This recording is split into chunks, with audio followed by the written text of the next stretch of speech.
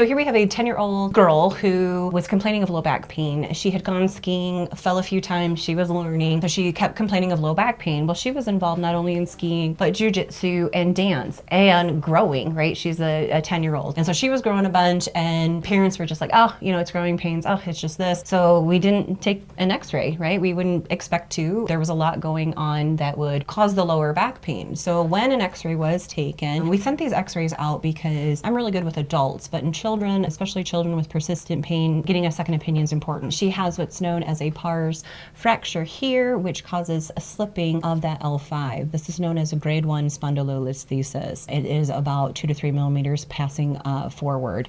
So these were taken in July, and then a year later, the following July, we take this set again. How has she improved, right? Her curve is normal. That bone is not slipping as far forward as it was in the previous film. So here we show it slipping forward. Here we see it almost perfectly in alignment with that sacrum. Great lumbar curve, mild pinching between L4 and L5, but that fracture has healed. And not only has it healed, but it is healed in the right position. So she received both chiropractic care and physical therapy, where they work to strengthen that core, work on her hamstrings, work on that pelvic tilt, because the truth is that when there's a fracture in the area, we don't adjust the fracture. We can adjust those areas above and below. It also changes up how we adjust. It's not that usual side posture or that roll that we see on the sides. She was treated with pelvic blocking, drop piece, and sometimes activator as well. So when we talk about these tools for adjusting, the hands aren't always the best choice, especially when we have a small fracture located within that spine. Through a series of adjustments, through those 10 PT sessions, and a year later, we see complete